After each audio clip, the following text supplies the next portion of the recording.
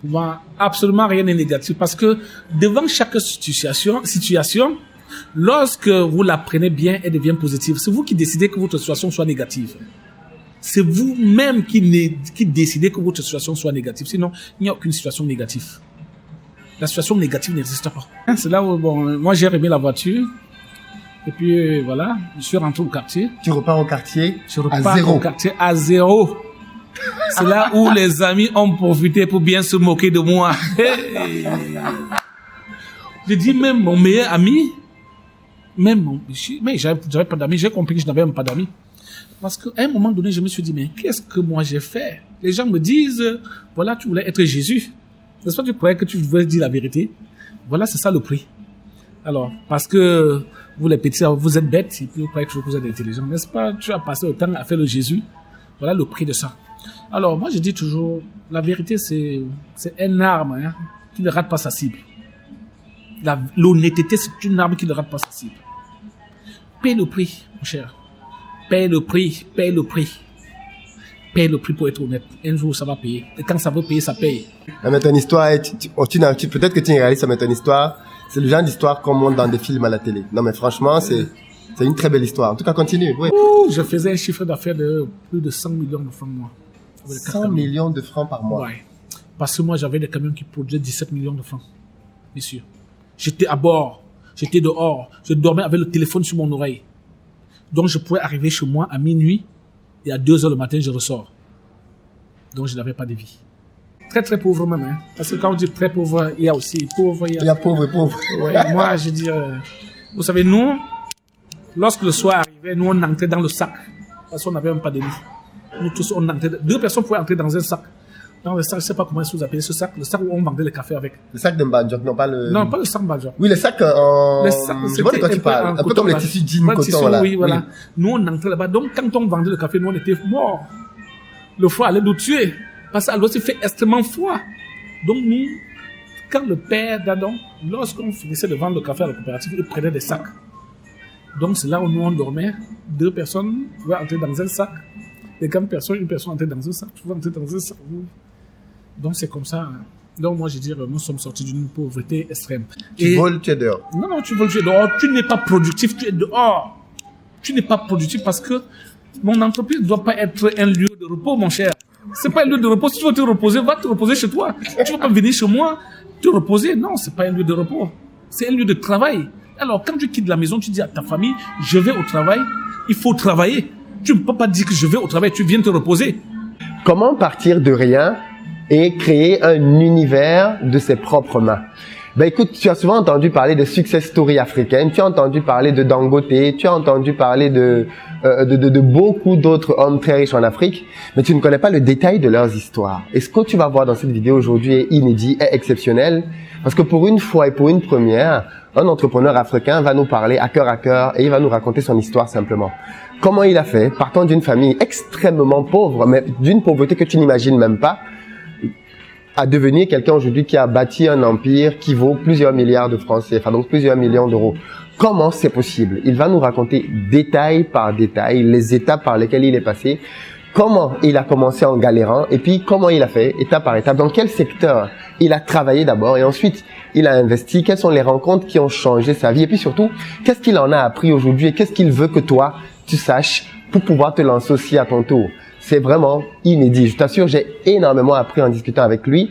Et donc, dans cette interview qui est un peu longue, mais hyper nécessaire et enrichissante, et je pense qu'il est très captivant, tu ne vas pas voir le temps passer, tu vas juste énormément apprendre. Donc, ce que je te propose, c'est d'écouter l'interview jusqu'à la fin, parce qu'en plus, il nous propose des partenariats là-dedans, des opportunités d'affaires, des secteurs qui marchent, et comment tu peux faire toi aussi aujourd'hui si tu veux réussir en Afrique, quelles sont les précautions qu'il faut que tu prennes, quels sont les pièges qu'il faut que tu évites, et puis simplement, quel est le bénéfice que l'on a à devenir son propre patron.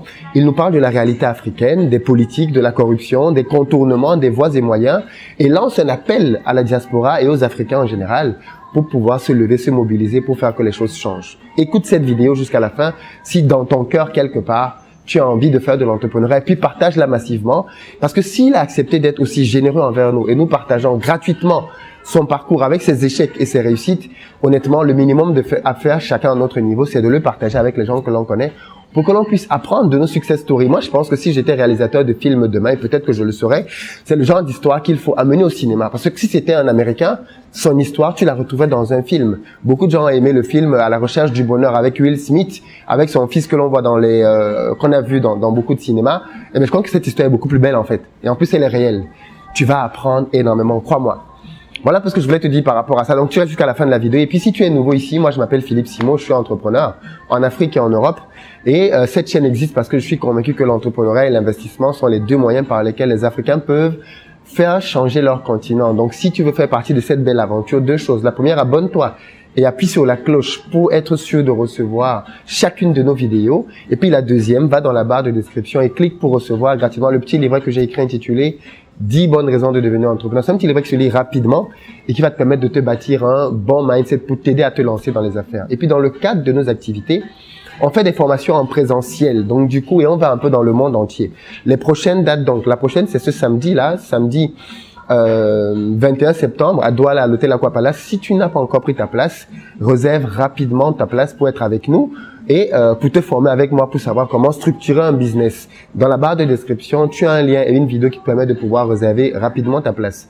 Et pour les amis qui sont en France, je ne vous ai pas oublié, notre prochaine journée de formation, c'est le 26 octobre à Paris. Les billets sont disponibles, pareil, dans la barre de description. On va parler de business en Afrique. Comment faire pour créer un business solide qui donne de la rentabilité en Afrique? Tu viens te former avec nous. Tu as une vidéo dans la barre de description qui te donne le programme et comment réserver ta place. Et enfin, nos amis de l'Afrique de l'Ouest, deux dates. Le samedi 9 novembre à Dakar et le samedi 23 novembre à Abidjan. On a des journées de formation intenses. Ce sera mon deuxième passage dans ces pays-là. Donc, pour aller un peu plus loin, pareil, je vais vous montrer davantage comment structurer des business et avoir de la rentabilité. Pour toutes ces journées-là, vous avez des vidéos dans la barre de description. Vous cliquez sur les liens, vous prenez vos places et vous venez pour qu'on travaille ensemble et qu'on bâtisse nos propres empires.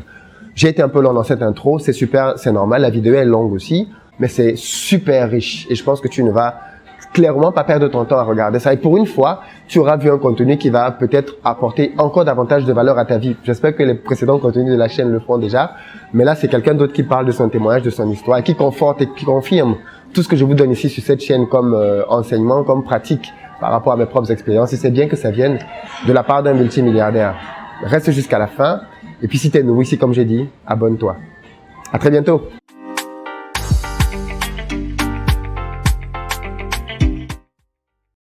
Bonjour Étienne. Merci Philippe, bonjour. Bonjour et merci beaucoup d'avoir accepté de partager du temps avec nous ce matin. Est-ce que tu peux te présenter déjà pour ceux et celles qui ne te connaissent pas? Ok, merci. Mon nom c'est Étienne Sapou Kana. Moi je suis du Cameroun. Je suis né au Cameroun et je travaille également au Cameroun. Je suis un débrouillard. Hein, un grand débrouillard. Un petit débrouillard qui vraiment cherche à grandir. Qui cherche à grandir, d'accord. Je sais que tu es chef d'entreprise. Tu es assez modeste pour ne pas le dire, mais tu es chef de plusieurs entreprises d'ailleurs, dans différents domaines et on va en parler un peu. Moi déjà, je veux savoir, dès le départ, qu'est-ce qui t'a poussé à devenir chef d'entreprise? Est-ce que c'est parce que tu as fait des grandes écoles, tu as de grands diplômes, tu étais directeur? Qu'est-ce qui a fait que tu deviennes chef d'entreprise? C'est vrai que j'entends souvent les gens dire médecin malgré lui, peut-être chef d'entreprise aussi malgré lui. Parce que c'est la force des choses qui me pousse à devenir chef d'entreprise. Donc au départ, je me plaisais à travailler avec mon premier patron qui était mon oncle. Je me plaisais beaucoup à travailler avec lui, mais malheureusement, les choses sont tournées au vinaigre. Il est mort à la fleur de l'âge. Et comme chez nous au Cameroun, trouver de l'emploi est extrêmement difficile. Voilà, je suis devenu chef d'entreprise malgré moi. Voilà. D'accord. Donc en fait, quand ton oncle est parti, tu t'es retrouvé, il fallait que tu te débrouilles. Exactement. Il a fallu que je me débrouille tout seul. Ouais. Et aujourd'hui, tes entreprises sont dans quel secteur au Cameroun? Exactement. J'ai continué dans la même activité que lui. Hein. J'ai continué dans la même activité plus, c'est même celle-là que je maîtrisais le plus, c'est-à-dire le transport des marchandises. Voilà. Mais seulement, moi, j'ai un peu poussé le bouton un peu plus loin, puisque au départ, nous, on faisait dans le transport des débrouillardises, c'est-à-dire, nous appelons ça dans le jargon de chez nous, les tours de ville. C'est-à-dire, on travaille uniquement dans la ville. On porte soit au port, dans les entreprises pour déposer au port, ou bien du port dans les entreprises. Donc, c'était un peu ça, ou l'entreprise à entreprise. Mais, après cela, je suis allé plus loin parce que, à l'époque où vraiment moi j'entre dans le transport de grumes était encore la chose réservée aux expatriés. J'allais dire aux Français et aux Libanais. Et je suis l'un des premiers Camerounais à oser entrer dans ce cercle qui était encore jusqu'à l'heure vicieux. Comment tu fais pour entrer là-dedans, sachant que pour pouvoir acquérir du matériel roulant, des camions, ça coûte très cher? Très bien. Parce qu'il faut le dire aussi, tu ne viens pas d'une famille riche. Oui, c'est vrai. Ça, franchement, il faut parler de famille. Pour ceux qui me connaissent, je sors d'une famille extrêmement pauvre. Extrêmement pauvre parce que me voici aujourd'hui à Bruxelles. Je suis à Bruxelles parce que à un moment donné, je me rends compte que pendant que mes amis partaient à l'école, moi je suis pas allé à l'école, et à chaque fois, moi j'ai l'impression qu'il y a quelque chose qui me manque. C'est vrai, je ne sais pas cette chose qui me manque, mais il y a quand même quelque chose qui me manque. Et puis moi, j'ai dit, voilà, il faut que je cherche cette chose. Cette chose, c'est le savoir, c'est la connaissance. Donc, c'est pour ça que je suis à Bruxelles aujourd'hui. Le mois passé, moi, j'étais en Allemagne, au Challenge Camerounais en Allemagne, où j'ai beaucoup appris auprès de mes cadets. Je vais dire ça parce que lorsque j'arrive au Challenge, je me rends compte que moi, je suis parmi les plus âgés. Alors que moi, je croyais que j'étais encore jeune. Je croyais que j'avais encore à apprendre. Hier, j'arrive à Afro-preneur. Moi, je me rends compte que je suis parmi les plus âgés. Et puis, je dis, mais il y a quelque chose quand même qui ne va pas. Donc, voilà. Donc, ça me gêne pas. Ça me fait même beaucoup plus plaisir. Parce que pendant que mes amis partaient à l'école, moi, je faisais avec des vieux. Aujourd'hui, pendant que mes amis se reposent, moi, je rentre avec les jeunes pour apprendre. Donc, pour moi, c'est un très, très grand plaisir. Donc, voilà, c'est un peu ça. C'est un peu ça l'histoire. C'est mon histoire, oui. Et du coup, donc, je voulais savoir ton accès ton entrée dans le milieu du transport, qui est quand même un milieu, comme tu as dit, assez protégé. Ouais. C'était des Français et des Libanais. Ouais. Comment un jeune Camerounais fait pour entrer dans le monde, la cour des grands, parce que c'est quand même un univers qui décèle beaucoup d'argent. Ah oui, donc, dès que mon patron est décédé, sa femme avant même qu'il décède, comme il était tellement malade, très très malade, à peine, je crois, un an avant sa mort, moi je ne travaillais plus. J'ai arrêté de travailler avec lui. On a eu un petit souci. Et puis moi j'ai arrêté de travailler avec lui. Et j'avais décidé de me marier. Les choses étaient tellement dures. Mais je suis de nature timide. Hein. Donc si j'ai réussi à me placer aussi, je vais encore dire merci. Un grand merci à mon épouse qui m'a toujours encouragé. Donc voilà, on était au quartier, on avait juste une autre petite boutique. Puis je n'avais pas de très gros rêves. C'est vrai que moi je voulais toujours sortir, je voulais bouger. Mais attention, on avait une autre petite boutique qui nous faisait manger. Et puis elle me dit, mais gars, sors. Tu as peur de quoi? Vas-y, il n'y a pas de marmite pour préparer des hommes. Donc, n'aie pas peur. Vas-y, toi-même les grands, n'aie pas peur. Tout ça, ce sont des hommes comme toi. Il va t'insulter, mais attention, dès que tu sors de son bureau, personne ne saura même qu'il t'a mal parlé ou bien qu'il t'a insulté. Vas-y, tu vas commettre des erreurs, il va se moquer de toi. Mais dès que tu traverses une rue, personne ne pourra savoir que quelqu'un s'est moqué de toi. Donc, aie le courage de bouger. Donc, voilà, c'est comme ça que moi je vais. En ce moment, je n'avais même pas le vélo. Je n'avais même rien. Tout au contraire, il y a certaines dettes de mon patron. Puisque quand je travaillais avec lui, il me faisait extrêmement confiance. Ça, vraiment, c'était plus qu'une prison, la confiance qu'il me faisait. Quelqu'un qui te confie son entreprise, sauf que fait tout, ça marche bien, puisque moi et lui, nous commençons à partir d'un camion, et avant qu'on ne se sépare, on était à 12 semi-remorques. Nous avions commencé avec un camion 12 tonnes, une Inokabe, pour ceux qui connaissent les marques de camions. La Inokabe, c'est une marque japonaise. À ce vieux camion, et avant que je ne se sépare, on était à 12 semi-remorques. Et j'entre là-bas comme motoboy, et je ressors de là comme directeur de l'entreprise. Vous imaginez un directeur qui n'a pas été à l'école, un motoboy, c'est Motoboy, c'est celui qui aide les chauffeurs. Très bien, c'est celui-là qui aide le chauffeur. Voilà, c'est celui qui aide. C'est le plus bas dans l'entreprise. C'est le plus bas dans l'entreprise. C'est le dernier même ouvrier de l'entreprise. Parce que quand je viens, Motoboy, puisqu'il n'y a pas d'école chez nous pour conduire les camions, quand je vais là-bas, c'était plus pour apprendre à conduire le camion. Et Quand tu je vais commences là-bas, comme motoboy. voilà, et je dois commencer comme motoboy. Donc c'est un motoboy qui doit apprendre, c'est le chauffeur qui doit apprendre à conduire. Tout à fait. Voilà, donc voilà, c'est comme Donc ça. tu quittes motoboy, tu deviens chauffeur et ensuite Oui. tu grandis jusqu'à Vraiment, devenir directeur. il paraît que je n'ai même pas fait 2 ans de conduite, de motoboy et de conduite. Waouh. Oui. Et après, je sais pas qu'est-ce qu'il a remarqué à moi parce que sincèrement, lorsque j'arrive là-bas, parce que moi je dis toujours, et c'est ce que moi je vais dire à tous mes cadets, l'honnêteté, c'est une très très grande arme. Et c'est une arme qui vraiment ne rate pas sa cible. L'honnêteté est une arme qui ne rate pas sa cible. Alors, moi, je me rends compte que il y avait des choses qui marchaient pas bien. Moi qui sortais d'un chômage très très profond. J'arrive, je vois des gens qui ont eu la chance de trouver de l'emploi, ils se mettent à voler leur patron. Et ils volaient même, ce qu'ils gagnaient dépassait même ce que le patron avait. Mais tiens. Ah oui, donc ce qu'il voulait dépasser ce que le patron gagnait. C'est-à-dire, si par jour, comme on faisait dans les trous de ville, on faisait 3 voyages, le patron avait 1, ils avaient 2. Et dans un voyage, le patron devait le payer un salaire. Le patron devait dépanner le véhicule. Ça, c'est criminel, ça. Oui, mais ils le font.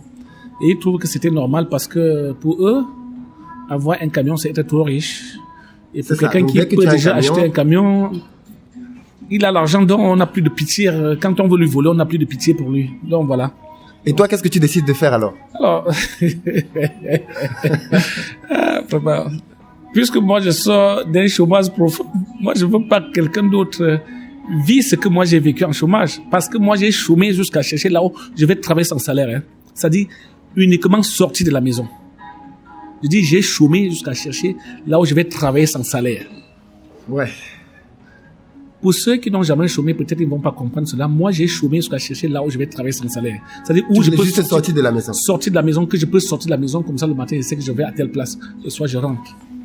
Ouais. Alors, moi, j'ai dit non, c'est pas normal. Parce que si cette entreprise n'existait pas, peut-être je suis encore à la maison. Bien sûr. C'est là où moi j'ai dit, ok. Je demande à mon chauffeur, mon patron, chauffeur, je lui dis, mais comment est-ce qu'il me dit, c'est toujours comme ça. C'est toujours comme ça. Donc, c'est un monde que vous ne connaissez pas. Vous êtes des enfants, c'est moi qui vous dis. Donc, on n'a pas pitié de quelqu'un qui a déjà acheté un camion. Alors, je suis allé, donc, j'ai dit à mon patron, j'ai dit, mais je suis allé chez lui à la maison, et même plus au bureau, mais à la maison. Parce que pour moi, c'était quand même quelque chose de très sérieux. Je lui ai trouvé chez lui à la maison, je lui ai dit, il y a quelque chose qui se passe. Lorsque nous travaillons, vraiment, tu n'as presque rien. Donc, le jour où nous on fait un camion, un voyage, tu n'as même rien. Donc, quand on fait 3, parce qu'on faisait quand même régulièrement 3 voyages, tu as un et nous on a 2. Donc, il y a 2 voyages qui nous appartiennent. Bref, qui appartient au chauffeur, parce que quand il partageait, il me donnait même pas 5 francs. Comme je venais d'arriver. Parce que lorsque j'arrive là-bas, mon patron a déjà son chauffeur et motoboy. Puis je viens, je lui dis, je viens plutôt apprendre à conduire. Il me dit, si tu viens apprendre à conduire, c'est que tu n'auras pas de salaire. Donc, il faut que tu le temps que tu, oui, le temps que tu apprennes à conduire. Parce que moi, je lui ai dit, comme je savais déjà conduire les petites voitures, apprendre à conduire le camion, pour moi, c'était pas, ça ne devait pas être très compliqué. Donc, moi, je me suis arrangé et j'ai acheté mon tapioca.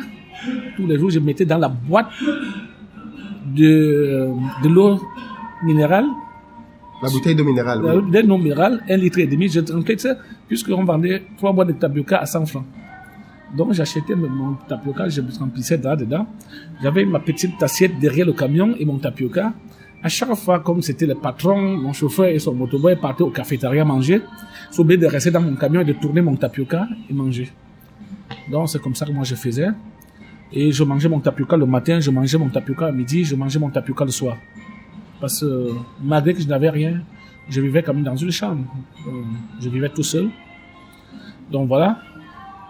C'est comme ça que j'ai dit à mon patron.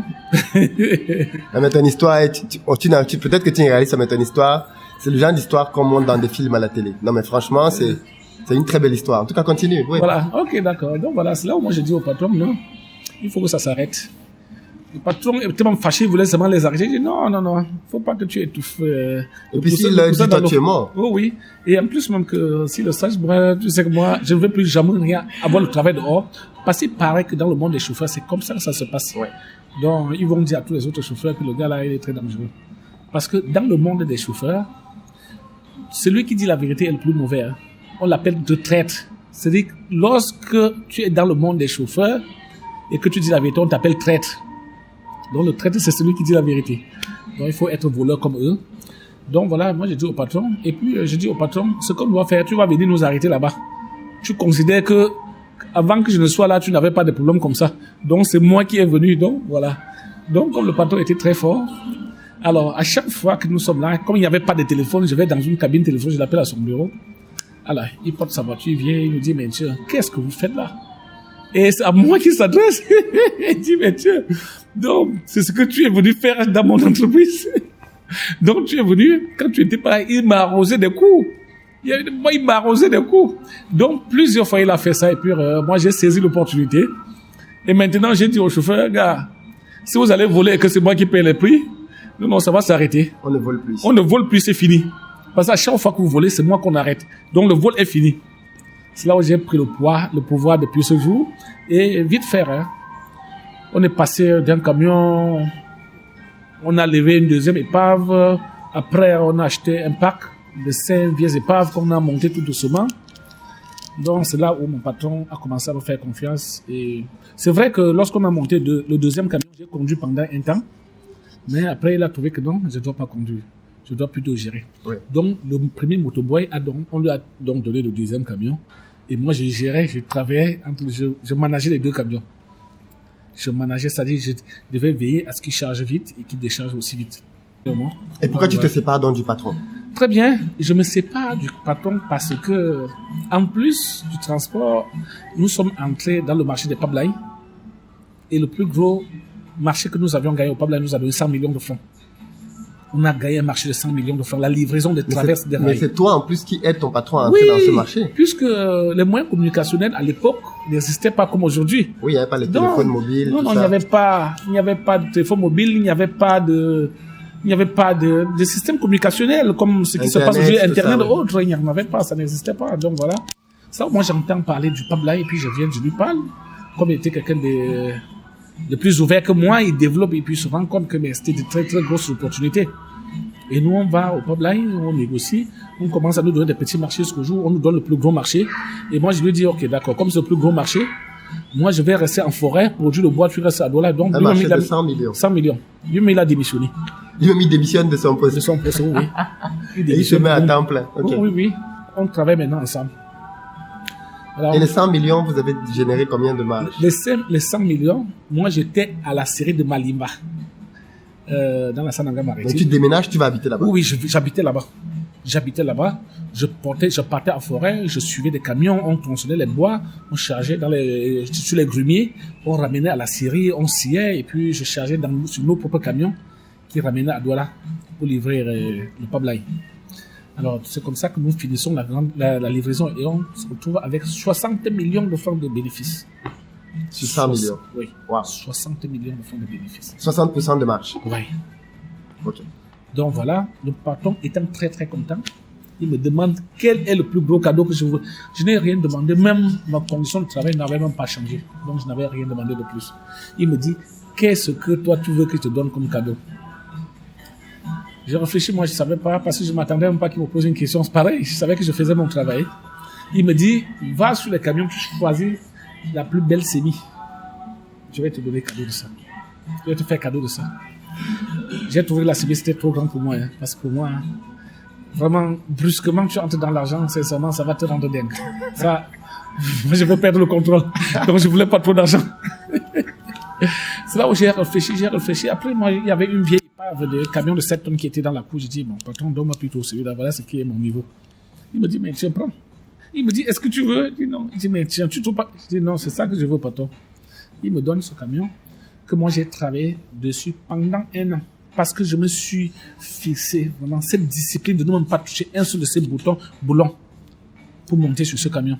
Tu décides de réparer le camion à tes propres frais. Mes propres frais, oui. Je me suis endetté. Alors que beaucoup de gens auraient pris le matériel du patron pour... Il voulait même que je le fasse. Mais je ne devrais pas sentir cette chose à moi. Je voudrais vraiment me communier avec ce matériel qui m'appartient. Je voudrais communier avec. Je voudrais sentir la douleur que l'homme peut avoir pour quelque chose qui est important. Je voudrais le sentir. pour que ça soit la mienne, il fallait que je ressente cela. Donc, ce qui fait que je m'endettais. Bon, c'est vrai que là où je profitais, c'est que les mêmes fournisseurs qui lui livraient les pièces, je prenais, je disais, ça, c'est pour moi. Vous me donnez tes pièces, c'est pour moi, mais je vais pas vite vous payer parce que tant que mon camion n'a pas commencé à travailler, je vous payerai pas. Là, c'est pour mon patron. Donc, je savais bien faire la part des choses. Tu bénéficiais quand même du réseau. Oui, du réseau. Je bénéficiais du réseau. Voilà. Alors, c'est comme ça que normal, ça me prend plus d'1 an pour mettre le camion en marche. Mais après 1 an, le camion a commencé à rouler. Je travaillais toujours dans le compte de mon patron, dans le contrat, et à la fin du mois, je lui remettais mes bordereaux et puis il me payait. C'est là où les gens ont commencé à se lever et dire, mais Eric Osso a un camion. Parce que c'est comme ça mon petit nom. Eric Osso, c'est comme ça qu'on m'appelle. Eric Osso a un camion. Comment est-ce que Eric Osso a fait pour avoir un camion? Mais on dit, c'est Jaurès, son patron, qui lui a donné. Est-ce qu'on donne un camion à quelqu'un? Mais il y a quand même des choses qu'on ne donne pas dans la vie. Comment est-ce que quelqu'un peut faire cadeau d'un camion? Non. Ouais, les gens commencent à monter le patron contre toi. On commence à monter le patron contre moi. Puis, il n'a même plus de vie. On organise des réunions dans sa famille juste pour le combattre parce qu'il m'a donné un camion. Un camion. Vraiment, personne ne voulait regarder voir l'histoire. Personne ne voyait l'histoire. C'est grâce à toi qu'il est devenu celui qu'il est devenu. On ne voyait que le camion. Jusqu'au jour où le bon monsieur me dit, et c'est comme je disais, et après on commence à lui dire que je suis un peu plus sage que lui. Ça c'est vraiment une bêtise, et ça c'est aussi des choses que moi je n'aime pas entendre de ma vie, parce que moi je dis toujours, et même si c'est le cas, un homme fort ne doit pas abuser l'homme faible de sa force. Là ce n'est plus la force. Ouais. Même que c'était quand même quelqu'un de très intelligent. Hein. Quand on parle de ça, moi je dis c'est aussi la bassesse de ceux qui le disaient, parce que c'est un homme suffisamment intelligent, très intelligent, très bon. Il était très ouvert aux affaires. Donc, c'était vraiment un vrai homme d'affaires. Malheureusement, la mort l'a emporté à la fleur de l'âge. Paix à son âme. Donc, voilà, c'est comme ça qu'un jour, il me dit, ce camion, il faut que tu me donnes parce que mes frères ne me laissent pas dormir, je n'ai plus de vie chez moi à cause du camion. Donc, tu vas récapituler tout ce que tu as dépensé dessus et puis je te rembourse. Et tu vas te débrouiller et puis tu me remets le camion. J'ai dit non, patron. Je t'ai jamais rien refusé, mais l'autre là, je ne peux pas accepter. Ouais, tu sais ce que ce camion m'a coûté. Et toi aussi, tu sais que ce camion est comme ça. Heureusement que tu me demandes de récapituler parce que tu sais que même pas un seul de tes boulons n'est entré dans ce camion. Il dit oui, mais tu me donnes. Je refuse. Après, il me donne 1 semaine à la maison. Il me donne une mise à pied d'1 semaine. Oui, je suis à la maison. Après les 1 semaine, je ne viens même pas au travail. J'ai décidé de ne pas passer. J'étais très choqué. Mais comment est-ce que je sais que je fais bien mon travail? Comment est-ce que pour des trucs comme ça, qu'est-ce qui l'amène à prendre des décisions comme ça? Puis souvent, je ne viens plus. Après, il me fait une lettre que je l'ai encore jusqu'aujourd'hui, dans laquelle il me dit, je récapitule tout ce que j'ai dépensé sur le camion et puis il va me payer et puis on arrête. J'ai dit, ok, d'accord. J'ai pris la lettre, je l'ai classée et puis je n'ai même pas répondu. Jusqu'au jour où... Et je continue à travailler, hein. Je continue à travailler toujours dans son compte. Parce que le gasoil, on le prenait dans une station et puis avant de me payer, il débitait mon gasoil, les charges que j'ai pris à son compte et puis il me payait la différence. Alors, jusqu'au jour où il me porte plainte, on vient me servir la convocation. Et puis je me retrouve à la brigade de gendarmerie où on m'entend sur le procès verbal. Lorsque j'explique tout au commandant, il me dit, mais tiens, mon petit, on ne peut pas te faire ça. On ne peut pas te faire ça. On ne peut pas te faire ça, même s'il faut que je perde mon emploi. Oh ouais, pour cette histoire. Et il m'a recommandé un de ses frères avocats qui va à Bonanjo. J'ai un ami, frère avocat, va le prendre parce que les gens qui ont trop d'argent là, tu n'as rien, il va t'escraser. Ouais. Ça, c'est aussi l'un de mes défauts parce que jusqu'à un certain temps, moi, je croyais que le simple fait d'avoir raison de te demander de ne te donner plus le droit de chercher à te protéger. La vérité suffit à... Oui, que la vérité suffit. Voilà, quand tu es du côté de la vérité, tu n'as plus besoin de te dire non, attention, il faut continuer à te protéger.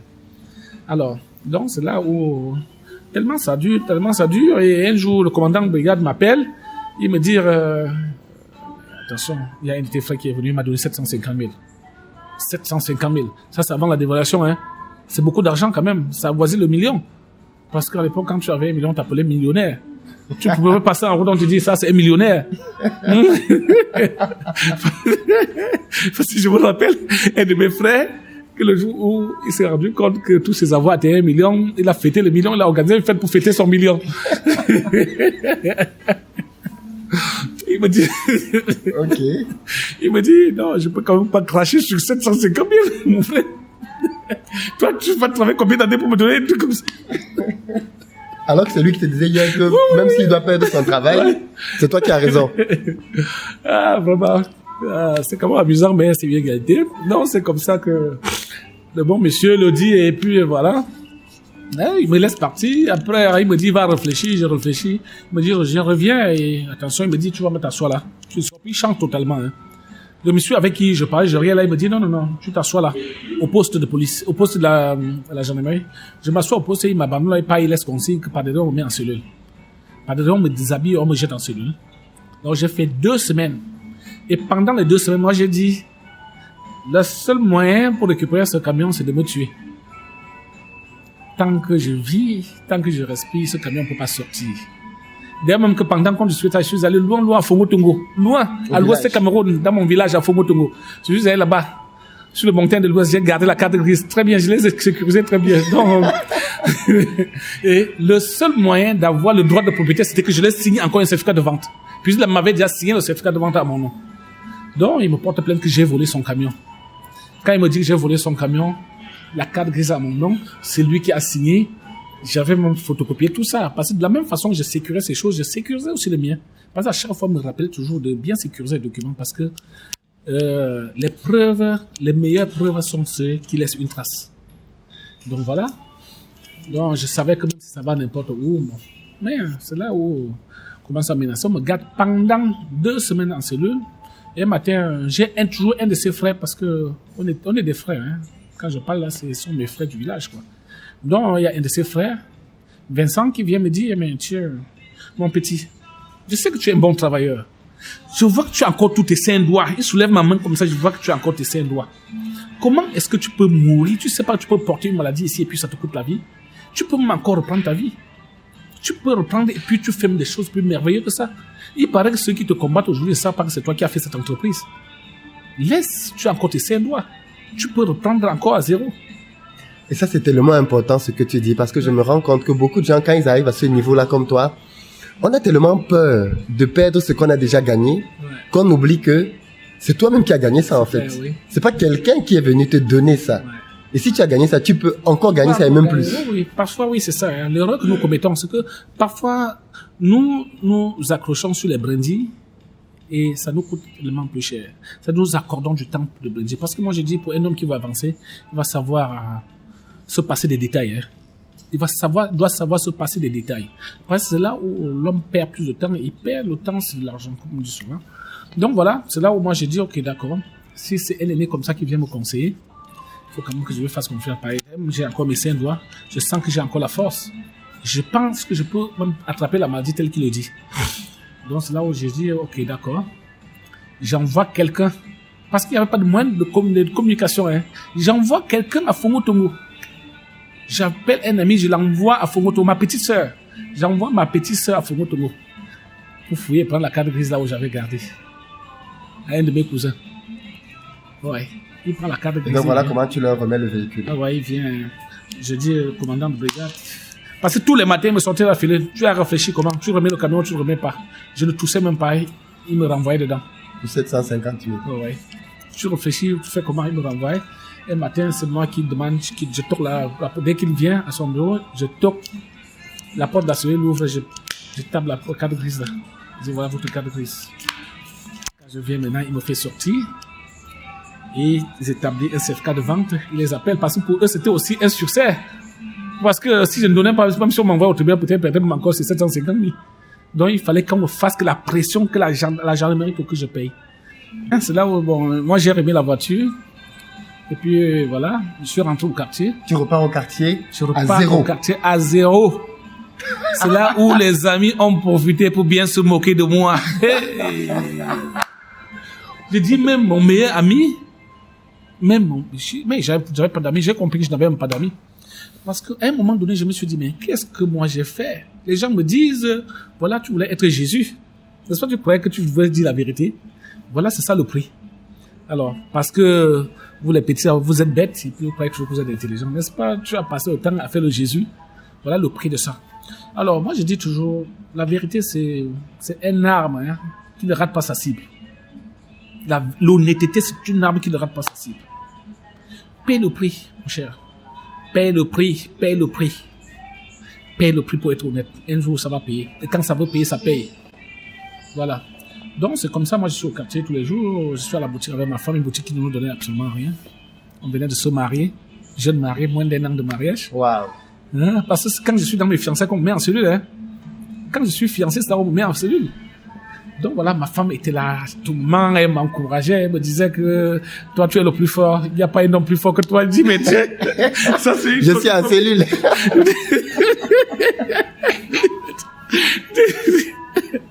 C'est important, c'est très important. Donc voilà, ma femme, moi je dis encore une fois de plus aux jeunes cadets, s'il vous plaît, la plus grande force aussi c'est ta femme.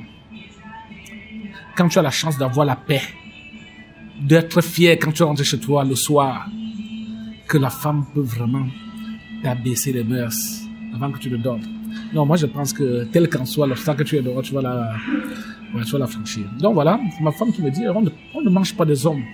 Tu aimes quel genre de personne? Vas-y, travaille avec le directeur.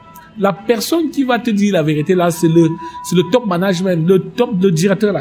Donc les gens là, les gardiens, chacun va t'interpréter comme ils veulent, mais la personne qui te dit la vérité, c'est le directeur. Il dit, vas-y, va voir tes amis, tu m'as encore la force, tu peux encore être chauffeur. C'est là où moi je sors, je commence, quand je vais, mais un gars qui gérait 11 camions, il vient demander le travail de chauffeur, les gens se moquent de moi. Les gens trouvent comme c'est une moquerie, il y en a même qui ne me recevaient, je dis mes meilleurs amis qui ne me recevaient même pas. Parce que c'est aussi ça, hein, l'hypocrisie de l'homme. Il m'acceptait même pas. Il y en avait ceux qui étaient trop gentils pour me dire, bon, voilà, 1 000 francs, ou bien, voilà, 5 000 paye un taxi, je vais réfléchir et te rappeler. Donc, c'était une façon de me dire, gars, ce que tu demandes là, c'est pas faisable. Donc, c'est comme ça. Et puis, un jour, parce que moi, je n'avais pas de distinction de personne, hein, tout devant moi était égaux. Parce que moi, je dis toujours, ce que les gens parfois ignorent, c'est que, à partir d'un vigile qui est au portail, tu peux avoir une information qui peut te faire, Bien sûr. oui, parfois, quand il te donne cette information, il est inconscient. Mais il te donne une information. Donc, moi, je dis, il faut jamais simplifier la parole d'un homme, une relation avec un homme. Donc, voilà, c'est là où un ami qui travaillait, il était mécanicien chez un monsieur, il me dit, bon, voilà, mon patron a garé tous ses camions, il parvient pas à gérer, il a garé tous ses camions.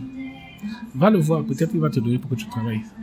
C'est là où je vois son patron, il ne voulait pas, lui, il voulait partir, arrêter avec cette histoire de camions. Parce que lui, il a eu trop de problèmes. C'est là où moi, j'ai dit, non, moi, je peux travailler avec. Il me dit, ok, on s'arrange. Et puis, bon, voilà, je négocie le prix du transport à 3 000 francs. Je viens lui dire, ok. Alors, moi, j'ai négocié à 3 000. Parce que je lui ai dit la vérité, j'ai négocié à 3 000, c'est toi qui vas faire tes factures. Mais tu vas me donner 500 francs par mètre cube. Il me dit, non, je te donne 300. On a arrêté à 300. Et quelques temps après, j'ai dit, ton motoboy attend à côté, c'est moi qui suis le motoboy. Parce que, il faut que mon travail tourne. Là où moi j'amenais, il ne nous cherchait pas, il voyait que son argent entrait. Tellement il était content. Et puis ça se passait bien, puisque c'est moi qui donnais le rythme du travail au chauffeur. Donc voilà. Et c'était quel type de transport? C'était le transport du bois débité, de la scierie. Cette scierie à l'époque on l'appelait TRC, se portait de TRC pour le port de Douala. Mais tout ce bois-là sortait du pays, c'est ça? Si, oui, c'était le bois destiné à l'export. Donc, c'est un bois qui sortait de forêt, on le transformait dans la scierie. Il y avait une usine de transformation de ce bois, de bois en grume, on transformait en bois débité. Et nous, on portait ça sur le plateau pour aller déposer, pour aller livrer au port. D'accord. Okay. Donc voilà. C'est là où, jusqu'au jour où, un autre jour fatidique, où le chef de personnel vient me dire, mon cher, vous êtes des menteurs, je suis allé dire au patron que le camion que tu as n'est pas le tien et il veut te voir. Donc, on va répondre. Parce que tu as dit au patron que c'était ton camion. Exact, puisque quand je viens demander au travail. Tu n'en as pas parlé. Non, c'est un Portugais. C'est monsieur José Quaresma qui, aujourd'hui, vraiment, moi, je dis, ma vie a changé grâce à lui. Parce que c'est un homme qui m'a appris à avoir confiance en moi. Oui. C'est tellement important. Oui, je dis bien, c'est un homme qui m'a appris à avoir confiance en moi. Parce que tout ce que je faisais, honnêtement, je le faisais dans la naïveté. Je savais même pas ce que je faisais. Moi, je n'étais même pas confiant. Donc, franchement, je le faisais aussi comme ça. Donc, facilement, je peux aussi oublier. Hein. Donc, j'ai seulement eu la chance que, bon, quelqu'un m'a rappelé que mais ce que tu fais là est très important. Crois à ce que tu fais là. C'est tellement important. C'est pas tout le monde qui peut faire ça. Donc, voilà. C'est là où M. Quaresma, lui, le chef de personnel, pardon, il vient me dire, va répondre à tes mensonges. J'ai dit au patron. Il allait se trahir chez le patron. Oui. J'ai dit au patron, ce camion n'est pas le tien. Donc, va toi-même. Va le répondre. Vous êtes jeunes d'aujourd'hui, vous mentez. Moi, mon frère, ça, c'est encore un autre problème que je suis rentré dedans. Alors, j'ai fui la Syrie. Parce que je savais même pas ce que je vais lui dire. J'ai fui, j'ai dit vraiment. Je me suis même posé 10 000 questions. Mais pourquoi le monsieur là m'a même pas laissé la peine de lui dire que le camion ne m'appartenait pas? Et je lui ai dit mon camion parce que c'est moi qui m'en occupais. Et il a interprété comme si je dis que c'est moi qui ai acheté le camion. Donc pour moi, j'étais très, très gêné. Et puis je suis rentré au quartier. J'attendais que mon camion à route. Donc quand il partait à la Syrie chargé, j'attendais à route. Il chargeait me trouver à route et puis on descendait au port. Il revient, il me dit, donc c'est comme ça, je n'entrais plus à la Syrie. Pendant 2 semaines. Et il a fait la pression au chef de personnel si bien qu'il est venu au quartier me chercher. Il est venu, il me cherche, il me dit non, tu vas répondre, il faut que tu ailles répondre. Et puis... lui, il croyait que c'était pour te faire du mal. Oui, bien sûr, pour lui, c'était pour me faire du mal. Donc voilà. Donc c'est là où mon épouse me dit, mais pas... Moi, je t'ai toujours dit qu'il n'y a aucune marmite pour manger les hommes. Vas-y, tu lui dis s'il ne veut plus travailler avec toi, qu'il te paye. Tu vas payer le monsieur et puis tu arrêtes. S'il veut continuer à faire avec monsieur, peut-être qu'il continue à faire avec lui et puis tu arrêtes. Donc voilà, c'est là où j'ai dit à ma femme, si c'est le cas, tu sais que tu vas me donner... Je lui ai dit, je vais te fixer une condition. Il me dit oui. Quelle est ta condition? C'est que tu veux partir avec moi? Je dis non, je ne pars pas avec toi. Je vais seul. Il dit ok, tu vas me faire boire 2 petits Guinness. Comme ça, j'aurai le courage de lui dire que, monsieur, j'arrête et puis payez-moi parce que je ne sais pas comment un papa comme lui, un blanc en plus, je vais me tenir devant lui pour lui dire vraiment que arrête, monsieur, pour discuter égal avec lui. C'est vrai, c'est le business et parfois c'est ce que parfois les jeunes confondent le respect et à la réalité des choses. C'est-à-dire tellement ils respectent des gens qu'ils oublient de leur dire vraiment la vérité. Donc moi je dis non, il faut faire la différence entre respecter quelqu'un et de lui dire la vérité. Tout à fait. Oui, c'est très important. Surtout dans les affaires. Surtout dans les affaires, oui, c'est très important. Donc voilà, c'est là où moi je vais et puis dès que j'entre, il me dit mais tiens, puisqu'il m'appelait, j'avais un petit nom, on m'appelle Eric Kosso. Oui, dans les intimes c'est comme ça qu'il m'appelle Eric Kosso. Il me dit mais Eric, mais c'est depuis 2 semaines que moi je te vois plus ici. Qu'est-ce qui se passe? Hein? J'étais souvent là, j'attendais seulement qu'il me donne moyen de lui dire que, monsieur, pardon, payez-moi et puis vous me laissez partir. C'est ça que moi j'attendais. Donc j'étais debout là, j'étais rouge, je disais que je vais lui manquer du respect avant de sortir de ce bureau. Soit je vais lui manquer du respect, il ne me paye plus, ou je vais lui manquer du respect, il me paye et je pars. Il me dit, mais le camion qui est dehors là, on me dit que c'est pas ton camion. J'ai dit, oui, patron, c'est pas mon camion. Mais c'est le camion de mon frère. C'est le camion de mon frère. Donc moi et lui, on n'a pas de problème. Il dit, oui, mais Eric, si tu travailles, si tu te fais confiance, ça veut dire que tu es un garçon sérieux. C'est là où, mais... Tu as changé. Alors, non, il me dit, mais tiens, si on te fait confiance, ça veut dire que tu es un garçon sérieux. Alors, il me dit, moi j'ai mon bois à 46 km d'ici. Est-ce que tu peux me trouver certains de tes frères qui ont des camions et qui peuvent me transporter ce bois? Je dis oui, patron. Parce que je ne pourrais plus rien refuser. On peut pas dire non. Ouais. Comment est-ce que je vais lui dire non? Alors, là, moi je sors. Quand je sors, je ne sais pas là où je pars. J'ai d'abord abandonné mon camion. Je ne sais pas si le chauffeur va m'apporter la même production que j'ai l'habitude de l'avoir. Et il faut que je me jette encore dans un monde qui m'est vraiment totalement étranger. C'est-à-dire le transport de grumes, puisque je suis spécialisé dans le transport des débités. Je sors, je me renseigne, on m'envoie par-ci, on m'envoie par-là, et pour finir, je me retrouve au port, au parc à bois. Et puis, je négocie, je travaille un camion. Le monsieur me paye 200 000 balles. Et puis, je trouve des gars qui peuvent me faire le travail à 150 000 balles. Le gars part, il tape 3 voyages en une journée. Hein. 3 voyages et je me retrouve à 150 000. Ça, c'est du jamais vu. Même au bord de l'autre camion, je ne peux même pas avoir ça le mois. En une journée. Oui. Hey, merci de lui payer cash. Et j'appelle le blanc là parce qu'il vivait dans la Syrie. Il me dit, même si c'est à 1h le matin, réveille-moi, je vais te donner l'argent. Parce que la Syrie tournait 24 heures sur 24. Alors, c'est là où le gars travaille. 3 jours, il part. Il me dit, non, moi je pars, mais je vais t'envoyer d'autres personnes demain. Le lendemain, 4 personnes, 4 camions viennent. Ah, mon cher.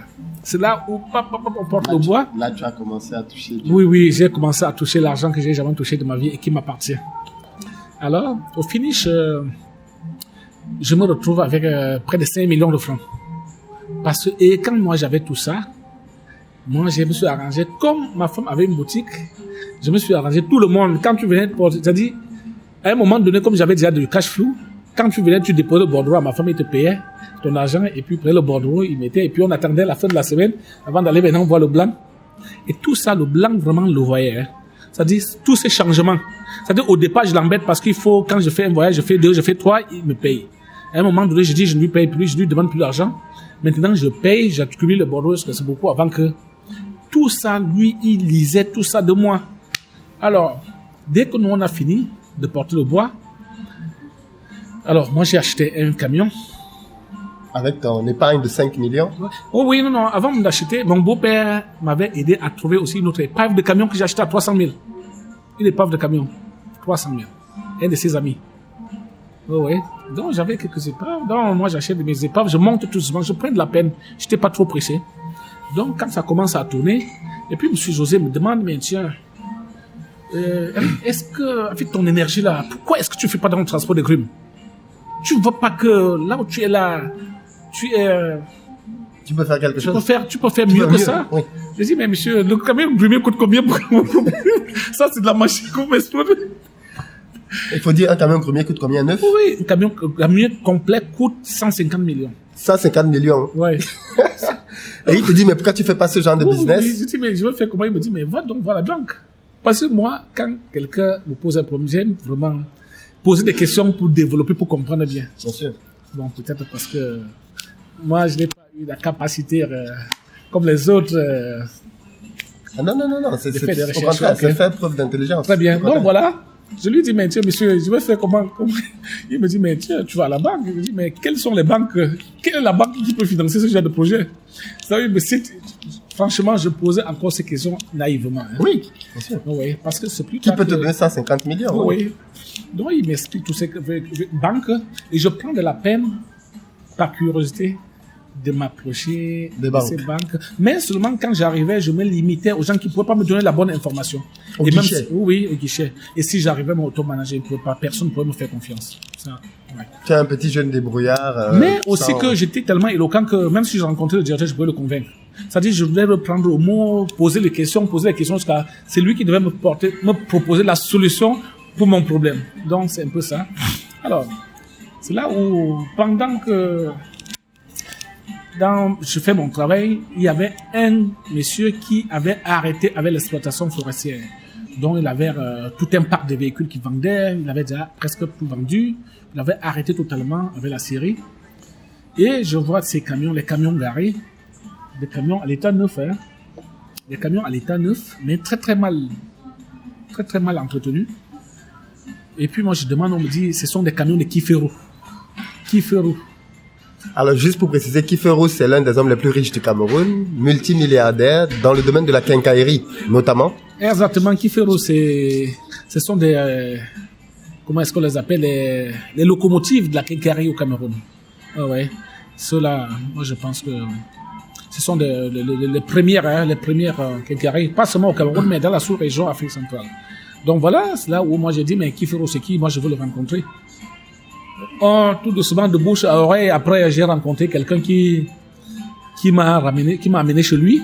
Quand j'arrive là, je vois le secrétaire. J'ai fait 1 semaine, jour pour jour, pour rencontrer Kifero. Il venait, il voyait un petit là, débrailler là devant son bureau et puis c'était pas sa priorité. Parfois il travaillait, il repartait. Mais il savait que j'étais là, je l'attendais. Jusqu'au jour où il s'est senti à l'aise de me recevoir. Et puis il m'a appelé. J'entre dans son bureau, je lui dis, je suis venu patron parce que je veux tes camions. Il dit, quels camions? Je dis, tes camions qui sont garés à la via service, c'est ça que je veux. Il me demande, mais tiens, tu veux ça comment? Tu vas acheter ça? Je dis, je veux ça. Il dit, mais tu veux ça pour quoi faire? Je dis, je veux ça pour transporter le bois. Il dit, tu transportes le bois où? Je dis, je transporte, je lui dis, monsieur Quaresma, je transporte le bois pour le compte de TRC. Et il connaissait déjà monsieur Quaresma, hein. Comme ce sont tous les grands, il le connaissait. Et puis il me dit, bon voilà, je lui dis, je veux savoir le prix des camions. Je n'ai même pas 100 francs quelque part. Il dit 100 francs quelque part, je n'ai même pas. Il dit, bon voilà, mes camions, je vais vendre, on a négocié jusqu'à 90 millions. Je les vends à 90 millions. Les deux? Les deux camions. Ça dit 45 millions là. Et pourtant, pour toi, c'est déjà une très bonne affaire. Mon cher, c'est une affaire nord. Lui, il bradait seulement. Il vend même parce que je suis pas un bon négociateur, parce que je suis trop petit. Donc, c'est parce que lui, il voulait arrêter de l'activité, il ne voulait pas s'encombrer avec ces choses. Donc, il voulait se débarrasser de ça. Alors, on arrange. Mais pour toi, 90 millions, c'est impossible à ce Mon moment-là. cher, pour quelqu'un qui n'a même pas encore arrêté, moi je dis, je n'ai même jamais arrêté 1 million de francs pendant un mois. Je dis bien, 1 million de francs qui m'appartient pendant un mois, non. Il peut entrer, il sort, il peut... 90 millions. 90 millions. Moi je dis, mais monsieur, et comment est-ce que je vais vous payer? Comment est-ce que vous voudrez que je vous paye? Parce que je réfléchissais, comment est-ce que je voudrais que c'est lui qui soit coincé? Comment est-ce que je vais vous payer? Il me dit, mais tu me payes cash. C'est une très très bonne chose. Mais au cas où tu ne peux pas me payer cash, tu vois les banques pour qui financent. Les banques sont là pour ça. Il dit, mais et quelle banque est là pour ça, monsieur? Il me dit, bon, moi je travaille avec Allios Finance. Je dis, ok, d'accord, mais c'est vous qui allez voir Allios Finance. Mais c'est lui qui va aller avoir le crédit pour toi. Oui, je dis, mais c'est vous qui m'amenez à Allios Finance. Comme ça, donc moi, je me faisais quand même un courage de faire. Hein. Je dis, mais c'est vous qui allez... Moi, je voudrais pas lui dire que je suis petit. Je lui dis, mais c'est vous qui allez voir l'équivalence pour moi. Il dit, ok, d'accord, mais si c'est moi qui le vois, vous allez me payer 10 millions de francs de plus. Je dis, ok, d'accord, c'est pas un problème, allons-y. Si vous réussissez à le faire. C'est là où on va à Allios Finance. Ça, c'est une banque où moi j'étais déjà. Et puis, on a pu rencontrer tous ces secrétaires que j'avais rencontrés. Paf, on va directement au bureau de la directrice commerciale, Madame Bion. Top management. Top management, qui était, je crois, la deuxième personnalité de cette banque à l'époque. Qui me reçoit, il négocie. Il y avait des termes que je ne comprenais même pas. Mais il négociait et après, on rentre. Après, il me rappelle, il me dit de retourner à Allios. Je vais là-bas, on me demande certains documents, je donne. On demande si je donne. J'amène les gens, on voit là où je vis. Donc, tout ça.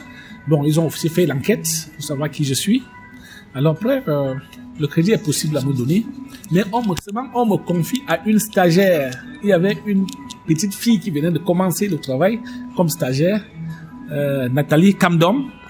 Nathalie qui, on le confie. Moi, je suis nouveau, on me confie aussi à une nouvelle. Mais avec des consignes d'être très dur avec moi. Et vraiment, elle ne me faisait pas de cadeaux. Nathalie ne me faisait pas de cadeaux. Donc voilà, c'est comme ça que tout doucement, elle me faisait la pression. C'est-à-dire, en moins de 2 semaines, à 2 semaines, elle commençait déjà à me faire la pression presque tous les jours. Elle me rappelait de payer. Alors donc, du coup, je pense qu'il y a un truc très important qu'il faut préciser là. Ouais. C'est comment Monsieur Kiferou a fait pour présenter le montage financier à la banque. Très bien. Alors, pour le montage de mon financement, lorsque Monsieur Kiferou arrive à Allios, il a dit plutôt que j'achetais un camion à 120 millions et que je lui ai donné une avance de 20 millions. Il n'a même pas demandé si j'ai quelque chose ou pas. Hein. Et donc, il a tout négocié comme ça pour moi. Et que je lui ai donné une avance de 20 millions, dont Allios va me donner 100 millions. Mais ce qu'il me vend est à 120 millions. Donc, c'est pour ça donc, il considère que tu as eu un capital de 20 millions de départ. C'est pour ça que moi, je prends les camions sans même sortir un seul centime. Sans même sortir. L'apport personnel, je ne l'ai pas payé. Parce que dans le montage du dossier, il avait été tout fait. Moi, je ne sais pas vraiment si cet homme sait même ce qu'il a fait dans la vie. Et depuis lors jusqu'à aujourd'hui, je ne l'ai plus jamais vu parce que je souhaiterais quand même avoir une occasion et aller lui dire merci. Plusieurs fois, je suis allé à son bureau l'absenter et puis je n'ai pas son contact. Donc voilà. Et j'espère qu'un jour, je lui dirai merci pour tout ça. Parce qu'il faut qu'il lui aussi se rende compte qu'il a fait quelque chose, il a déclenché quelque chose dans une vie. Alors, donc voilà. Et on m'accorde le crédit, 18 mois pour payer. On m'avait proposé 100 millions. Ouais, 100 millions. On m'avait dit il y a 24 mois, il y a 18 mois. Je dis les intérêts pour 24 mois on m'a donné. Pour 18 mois c'était un peu moins. J'ai dit non. J'ai choisi 24 mois. Parce que moi j'ai demandé 18 mois. J'ai choisi 18 mois parce qu'on me dit si à 18 mois tu ne payes pas, tu n'as pas encore tout payé, on va encore t'ajouter. J'ai dit ok d'accord, je prends le risque de prendre une petite marge et si arrivé là-bas je vais me battre. C'est-à-dire il faut que je ne fixe pas un objectif qui est trop grand. Je fixe un objectif un peu proche. Si je peux respecter, tant mieux. Oui. Faut savoir me donner la force de travailler et que si j'arrive là, si je peux, tant mieux. Si je ne peux pas, bon, je vais demander et puis je vais payer le prix de mes erreurs. Donc voilà, c'est comme ça que à 12 mois environ, j'ai payer tous les 100 millions. En 12 mois, tu rembourses 100 millions. 12 mois. Avec 90 tout, à la banque, 10 millions oui, voilà. Avec tous les intérêts. Non. Attention, c'est la banque qui lui a donné tous les 100 millions. Hein. Donc, c'est pas que la banque a porté 100 millions pour me donner. C'est-à-dire, la banque lui a donné, comme le prix du matériel, il a dit c'est 120 millions, et il avait pris 20 millions, on lui a donné 100 millions. Ah oui, c'est vrai. Excuse-moi, la banque lui a prêté 100 millions. Toi, tu remboursais la banque 100 millions. Je n'ai même pas vu. Oui, mais t'as pas vu la transaction, c'est vrai. Et donc là, tu finis de rembourser en 12 mois. En 12 mois. Wow. Pendant que je paye, Madame Bion, qui me menaçait, il m'appelait voyou, des bandits qui viennent prendre des crédits, ils font dans la nature. Mais attention.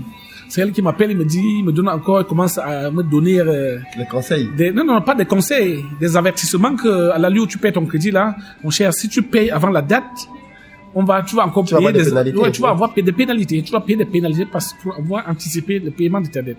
J'ai dit OK, d'accord. C'était quoi le taux d'intérêt? Le taux d'intérêt, je crois que c'était de 24%. Hein. 24%. 24%, oui. 24%. Parce que c'était un trop gros risque. C'était un gros risque de prendre pour un jeune comme moi qui n'a rien. Ouais. C'était un trop gros risque pour eux. Donc moi je pense même que... Donc tu rembourses, en fait, en 12 mois, tu rembourses 124 millions. Oui. Moi je pense que M. Péguia a dû dire des choses là-bas que vraiment... Moi je ne pourrais même pas le dire. Parce que moi je dis entre guillemets, c'est lui qui a tout négocié. Donc. Et moi je n'ai même pas de compte. Et on domicilie mon crédit dans le compte d'un ami et frère. Alors, donc voilà, c'est comme ça que ça se passe. Et moi, je paye. Après, je dis, je n'ai plus besoin de M. Péguia. Je dis, moi, j'ai payé parce que Nathalie... Là, tu as tes 2 camions. Oh oui, j'ai 2 camions neufs. Je demande encore 2. 2 neufs. Tu passes à 4. Ouais, je passe à 4. Quand je passe à 4, c'est là où... Mais là, tu commences à te faire par mois... je faisais un chiffre d'affaires de plus de 100 millions de francs par mois. 100 millions de francs par mois. Ouais. Parce que moi, j'avais des camions qui produisaient 17 millions de francs. Messieurs. J'étais à bord. J'étais dehors. Je dormais avec le téléphone sur mon oreille. Donc, je pouvais arriver chez moi à minuit et à 2 heures le matin, je ressors. Donc, je n'avais pas de vie. C'est ça la contrainte du transport. C'est que tu étais tout le temps. Oui. Donc, moi, donc, du coup, j'imagine, tu t'es acheté une voiture parce que tu n'étais plus dans le camion. Oui, non. C'est quand moi, je quitte les 2, j'achète 4 que je m'achète maintenant une pick-up neuf. Je prends une pick-up neuf. Parce que j'avais une vieille petite voiture et puis ça me permettait pas de bien me mouvoir parce que ça tombait en panne.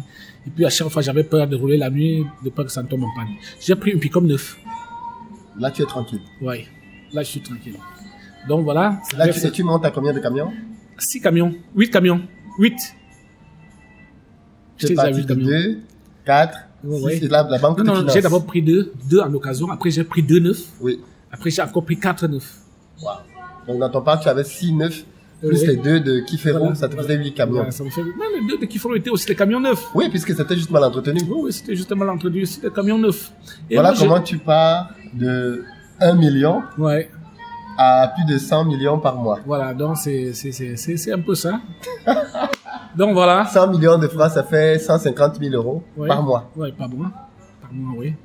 Comment tu te sens à ce moment-là? Ouf, ça... Qu'est-ce que tu fais avec tout cet argent? Mon cher, moi je veux dire, c'était quand même...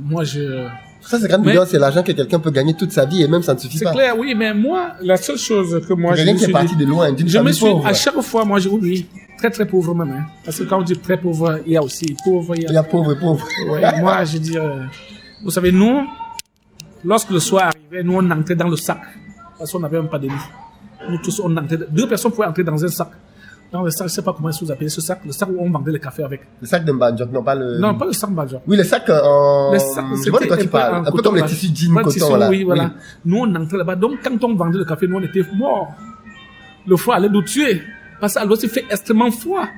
Donc, nous, quand le père d'Adam, lorsqu'on finissait de vendre le café à la coopérative, il prenait des sacs. Donc, c'est là où nous, on dormait. 2 personnes pouvaient entrer dans un sac. Les 4 personnes, une personne entrait dans un sac. Pouvait entrer dans un sac. Donc, c'est comme ça. Donc, moi, je veux dire, nous sommes sortis d'une pauvreté extrême. Mais seulement, je pense que Dieu m'a beaucoup aidé parce que à chaque fois que j'avais l'argent, ça me prenait pas la tête. Je considérais que je n'ai rien. Je m'étais là et moi, je me fixais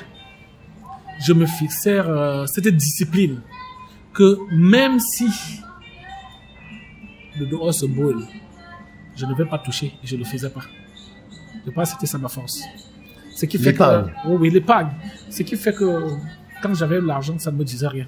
Quand je travaillais, à chaque fois, quand je sortais le budget qui devait me permettre de fonctionner, le reste, je considérais que je n'ai pas d'argent. À un moment donné, je me trouvais 600 millions de francs dans mon compte. 600 millions de À francs. un moment, je me suis retrouvé à 600 millions de francs inscrits dans mon compte. 1 million d'euros. Oui, parce que à la fin... En liquidité dans ton compte. Oui, en mois de décembre, j'avais aussi la chance que j'ai un ami qui me contrôlait ma comptabilité. Au mois de décembre, 31 décembre, je payais tous mes fournisseurs. Tout le monde. Je mettais mes comptes à zéro. Et je reprenais. Je voyais tout ce que j'ai gagné à l'année. Voilà. Donc, c'est un peu ça. Après, j'ai dit, gardez l'argent comme ça dans les banques. Si la banque ferme, tu es mort, gars. Mais oui, si la banque ferme, tu es foutu. Ouais. Et les parents nous disent souvent au village que la terre ne manque pas. Voilà. Ouais, que la terre ne manque pas. C'est là où j'ai basculé. Tu as commencé à investir dans l'immobilier. J'ai commencé à investir dans l'immobilier. J'ai acheté des terrains. Moi, ce qui m'importait, ce n'était pas le prix du terrain, mais c'était la sécurité. La sécurité que mon terrain que j'ai acheté ne va pas avoir de problème le lendemain. La sécurité aussi que mon terrain est placé dans une zone où, si je veux le vendre, je ne vais pas souffrir pour le vendre. C'est-à-dire, le client peut refuser mon terrain juste parce que le prix est fort, pas parce qu'il est mal placé. Donc voilà, c'est là où moi j'ai acheté des terrains, des meilleurs terrains. Et Je parle tout le temps de l'achat des terrains, en disant que c'est un très bon investissement. ouais. Parce que les terrains prennent très vite la valeur, surtout les bons terrains en Afrique. Ouais. Parce que à un moment donné, moi je suis allé au-delà des camions et j'ai acheté des engins. Moi j'ai acheté de très bons terrains, de très bons espaces. Et puis je me rends compte que j'achète un terrain, peut-être à 50 millions, je revends à 100 millions. Un terrain à 50 millions, un an après, 6 mois après, tu revends à 100 millions. Non, mon cher. Moi, j'ai dit, il y a quelque chose dans l'affaire ici. Alors, moi, j'ai acheté. Et puis, moi, j'ai dit, non, je ne vends même pas du tout. Moi, je crois aussi que c'est l'une de mes erreurs, parce que c'était aussi un très gros business. Mais moi, je me suis dit, au lieu de fructifier, moi, j'ai plutôt arrêté. Comme ça donne beaucoup d'argent, je garde. Ça va me donner beaucoup plus. Non, attention. Ouais. Alors, et après, moi, j'ai dit à mon épouse que, mes gars, nous, on a déjà quand même trop travaillé. Faisons-nous plaisir, chérie. Et puis, on se dit, bon, voilà, il faut qu'on s'achète un terrain dans un très bon quartier, on se construit. Et moi, je dis, puisque moi, je travaille bien, je vais aller dans le plus grand quartier. Comme Dieu m'a donné la force, il faut que je lui dise merci. La meilleure façon de lui dire merci, c'est d'aller dans un bon quartier. J'ai demandé qu'on me cherche le terrain, soit à Bonanjo, Bonapriso, ou bien à Bali, au pire des cas à Bali. C'est là où on cherche. Pendant 2 ans. Ça, c'est des quartiers vraiment très riches, hein, très riches à Douala, oui. Ouais. Alors, on cherche. Et puis, un jour, on vient me dire, on a trouvé un terrain, une maison à Bonapriso. Puis je viens, on me dit, le terrain, ça coûte 250 millions de francs. Non, attention. Le terrain coûte 150 millions de francs et que dans cette maison, c'est le directeur de Pepten, Cameroun, qui y réside et il paye le loyer de 2 500 000 francs le mois. Donc, si j'achète à 150 millions, je vais quand même avoir 2 millions de francs, 2 500 000 francs de loyer par mois. Bien sûr, Je regarde, je me dis, mais ça, c'est quand même une belle affaire. Souvent, je réfléchis, je dis, enfin, est-ce que tu as entendu ça? 2 millions. Et puis, moi, je dis, mais tiens, est-ce qu'il n'y a pas autre chose qui donne plus que le terrain, qui peut donner, si on investit 150 millions là-bas, ça va me donner plus? Plus de 2 millions par mois. Plus de 2 millions par mois. Et puis, moi, je dis, mais, madame, moi, je vois les engins, les gens louer les engins à 5 millions, 8 millions, 10 millions de francs le mois. Laisse-moi l'affaire là. Je vais aller en Europe voir l'affaire des engins là. Ça, je monte en Europe. Je vais en Hollande. J'ai acheté 5 engins. J'ai fait des achats de plus de 600 millions. 5 engins. Je descends à Douala avec les 5 engins. J'ai dit, nous allons acheter des engins. Les engins vont nous travailler de l'argent et on va acheter la maison là à 300 millions. Quand elle aura augmenté. Mais c'est pas grave. Mais on va acheter qu'avec le bénéfice. Tu es très intelligent. Oui. Tu es très intelligent. Ouais. C'est là et donc tu achètes tes engins, tu les ramènes. J'achète mes engins et puis les engins, ils travaillent. Mais ça m'absorbe aussi énormément. Et puis bon, après je dis, je cherche encore la maison, mais les prix sont toujours en train de monter. Moi je dis, quand même pour une maison d'habitation, je ne vais pas mettre autant d'argent. Moi j'ai dit au pire des cas, trouvez-moi une maison à Denver. Denver, qui est quand même un quartier... Oui, qui est aussi un très grand quartier à Douala. Et puis, c'est là où on m'a trouvé un terrain. Et puis, j'ai dit, c'est moi qui ai choisi le terrain. Il y avait déjà les parpaings là-bas. Il y avait, c'était le terrain de quelqu'un, il avait déjà ses parpaings pour construire. J'ai dit aux agents immobiliers, vous proposez à ce monsieur ce qu'il ne va pas refuser. C'est ce terrain que moi je veux. Proposez-lui ce qu'il ne va pas refuser. Vous avez tout fait pour que j'ai ce terrain. C'est là où M. Ndemazok, je me rappelle encore son nom, c'était un ingénieur retraité qui voulait bâtir sa demeure de retraite. Et puis on lui a proposé ce qu'il ne peut pas refuser pour faire. Il a laissé les papiers, même le conteneur où il y avait son matériel. Il a pris l'argent. Et voilà comment tu débarques à Denver. Oh oui, donc voilà. Denver, c'est le quartier de Samuel Eto'o, hein? Oui. Les parents de Samuel Eto'o sont mes voisins. Donc, on est dans le même quartier avec les parents de Samuel Eto'o. Donc voilà. C'est là où il part. Et puis, je confie ma maison à un entrepreneur, clairement. Puisque moi, j'ai travaillé l'argent, mes engins m'ont donné l'argent, les camions m'ont donné l'argent et j'ai l'argent. Et à moins de 2 mois, ma maison est finie. Et puis, c'est juste un duplex. Petit duplex, c'est 4 chambres. Oui, salon et autres. Donc voilà. Mais c'est là où tous les gens du quartier sortaient et disaient, mais Dieu, qu'est-ce ce monsieur qui débarque encore? Ou c'est encore un Samuel Eto'o qui est venu construire dans ce quartier. Samuel Eto'o va prendre tout le terrain du quartier. Alors, puisque beaucoup de personnes croyaient que c'est Samuel Eto'o qui construisait à ce niveau, comme il venait de construire la demeure de ses parents, on se disait que c'est toujours son terrain, que c'est toujours lui, parce que c'est lui qui a la force de pouvoir faire ce genre de construction. Donc voilà, quand nous sommes venus vivre là, les gens été tellement curieux de savoir quels sont ceux qui sont dans la maison. Donc voilà, et après, moi j'ai continué dans l'immobilier. J'ai beaucoup acheté de terrain. Moi j'ai beaucoup vendu. Mais seulement, la bêtise que j'ai commise, c'est que je n'ai pas construit. J'ai les terrains, mais je n'ai pas construit. Donc, je n'ai pas construit. Donc voilà. Mais aussi, ce n'est pas tard pour moi. Ce n'est pas tard pour moi parce que moi je dis, il y a un temps pour chaque chose. On ne peut pas tout faire à la fois. On ne peut pas tout faire à la fois. Bon, aujourd'hui, moi je construis. Tu veux construire, tu veux aller dans le terrain? Non, j'ai même construit, je viens de construire un appartement, un immeuble de 10 appartements. Que je vais faire de ça, des appartements meublés. Toujours à Denver. Au standing. Au standing, bien sûr. Au standing parce que, Bonhomme, ça étant un grand quartier, vraiment pour être compétitif, il faut faire quelque chose de différent.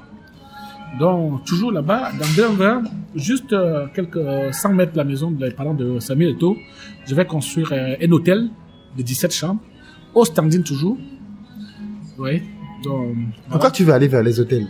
Très bien, comme question. Je vais aller dans les hôtels parce que je me rends compte que mes enfants, étant quand même tout petits, ne s'intéressent pas beaucoup au transport. Et aussi, le transport absorbe énormément. C'est une activité que moi je dis, on doit le faire lorsqu'on est encore jeune, lorsqu'on a la capacité de contrôler. Parce que le transport, on ne doit pas le déléguer, j'allais dire. Le transport de ce il faut être là soi-même. Il faut être là. Et il faut être là dans les opérations. C'est pas il faut être là dans sa chambre. Parce que toi, on n'en a pas parlé dans l'interview, mais à 3h du matin, tu étais dans les brousses partout avec ta voiture. D'où l'importance d'une vraie voiture. Oui. Moi, je venais me coucher jusqu'à 1h le matin. Parfois, je rentre à 20h et autour de 22h, pendant que les gens dorment, c'est là où je prends la route et puis je prends la route de l'Est. Mes gars, autour de 2h le matin, me voient devant qu'eux. 2h le matin. Ils n'attendent pas le patron. Quand je suis là, quand ils m'ont vu, on fait bavarder un peu, je tourne, après on m'entend que je suis au sud, en Djoum. Les autres chauffeurs qui sont en Djoum appellent et disent que le patron, ceux de l'Est viennent d'appeler pour dire que le patron est là, et puis ceux de Djoum, quelques heures après, ils disent que non, le patron est plutôt ici avec nous, vous avez dit. Et après, je retourne encore à l'Est, comme ça, je les trouve maintenant. Ceux de Djoum ne savent pas si je suis à Djoum, ceux de l'Est ne savent pas que, donc ils m'appellent toujours un sorcier. Donc, c'est un peu ça. Il faut être sur place. Pour Non, il faut être mais à ton avis, pour quelqu'un qui veut se lancer aujourd'hui, tu penses que le transport, ça reste quelque chose qui marche, qui donne l'argent? Le transport, c'est une activité. Moi, je dirais, chacun a sa façon de faire le transport, mais pour moi, le transport, c'est une activité qui donne beaucoup d'argent, mais ça absorbe aussi beaucoup l'homme. Ben, il faut faire ça quand on est jeune et qu'on a beaucoup d'énergie. Parce que moi, je dis, moi, jusqu'à aujourd'hui. Et qu'on n'a pas beaucoup de charges, beaucoup d'enfants. Oui, mon cher. Si tu es encore célibataire, c'est bien, hein, parce que moi, j'ai failli perdre mon foyer à cause du transport, hein. Parce qu'à un moment donné, heureusement que ma femme, vraiment, elle me fait tellement confiance. C'est une très bonne femme qui me fait trop confiance, même, je dis même trop confiance. Franchement, hein. Elle est aveugle devant moi.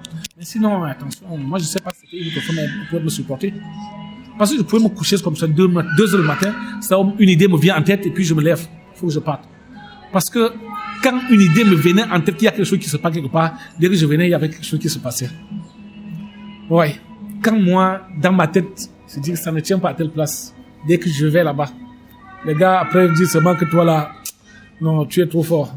La seule chose que nous, on peut faire avec toi, c'est de négocier de bons salaires et de bien travailler parce que On peut pas te voler. c'est difficile de te voler. Donc, c'est ça. C'est ça. Et mon entreprise, la société Saptrans, a été aussi un très bon centre de formation pour tous les enfants qui sont passés par là, parce que je les ai inculqués vraiment le travail. Tous ceux qui sont passés chez moi, jusqu'à un moment donné, lorsque quelqu'un voulait recruter un chauffeur, il disait qu'il sort de Saptrans parce que quand tu marchais pas, je te mettais de côté. Et pour ceux qui travaillaient bien, je les récompensais aussi bien. Et dès que moi, je ne savais pas tolérer des erreurs, franchement. Tu voles, tu es dehors. Non, tu voles, tu es dehors. Tu n'es pas productif, tu es dehors. Tu n'es pas productif parce que mon entreprise ne doit pas être un lieu de repos, mon cher. C'est pas un lieu de repos. Si tu veux te reposer, va te reposer chez toi. Tu ne vas pas venir chez moi te reposer. Non, c'est pas un lieu de repos. C'est un lieu de travail. Alors, quand tu quittes la maison, tu dis à ta famille, je vais au travail, il faut travailler. Tu ne peux pas dire que je vais au travail, tu viens te reposer. Donc, voilà. Donc, c'était un peu ça. Donc, même jusqu'au Libanais, là, chacun venait toujours chercher sa part de chauffeur que chez moi. Parce que je formais aussi des enfants et je les formais très bien. Donc, des enfants qui ils étaient disciplinés, ils étaient vraiment très travailleurs. Tous ceux qui étaient modèles, qui au départ, pour moi, étaient des modèles dans le transport. Au Cameroun, je les ai damés le pion. Oui, à cette époque, je les ai tous damés le pion. Et après, tous ceux avec qui on pouvait plus, il y avait que les Libanais. Mais moi, j'ai été limité parce que moi, j'ai eu ce qu'on appelle la crise de croissance.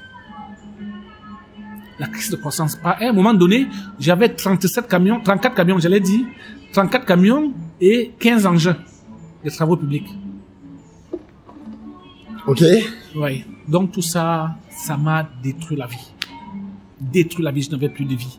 Parce que s'il faut, pour moi qui était si exigeant, il faut se rassurer que tout se passe bien ici. Tu peux plus. Non. Ça m'a totalement détruit la vie. Pourquoi? Parce que moi, je n'avais pas un mentor. Je n'avais même pas quelqu'un à qui je peux me renseigner comment ça se passait. On en a parlé un peu, Ouais. oui. Alors, je n'avais personne à qui je pouvais me référer. Tous ceux que moi je connaissais, c'était des gens... Tu les avais déjà dépassés un peu. Oui. Dès qu'il a réussi à manger, je crois qu'il est riche. Donc voilà, c'était un peu ça. Dès qu'il a réussi à manger chez lui, je crois que non, il est... Donc voilà, et puis moi j'ai eu ce qu'on appelle crise de confiance. Et moi, à un moment donné, j'ai évité de prendre des engagements parce que tout jeune, moi je pense jusqu'à 35 ans, peut-être plus, moi je prenais des risques. Mais à partir de 36 ans et plus là, j'avais déjà mon patrimoine. Donc, mais en ce moment, je commençais tout doucement à être prudent, tout doucement. C'est-à-dire, je ne prenais plus des crédits qui sont au-delà de mes avoirs. Moi, je me disais, même si je ne parviens pas à payer, si je prends aujourd'hui et que je perds tout, que ce qu'on vend chez moi, que ça permet au moins de payer toutes ces dettes, qu'au moins que je puisse recommencer. Bon, c'est comme ça jusqu'aujourd'hui, j'avance, je mesure, mais aussi, il y a des aléas de la vie, il y a des choses qui te surprennent, que tu crois que tu as tout planifié, mais attention, il faut aussi penser à ça. Alors, ouais. je pense que tout le monde a compris, ton histoire est très, très, très riche.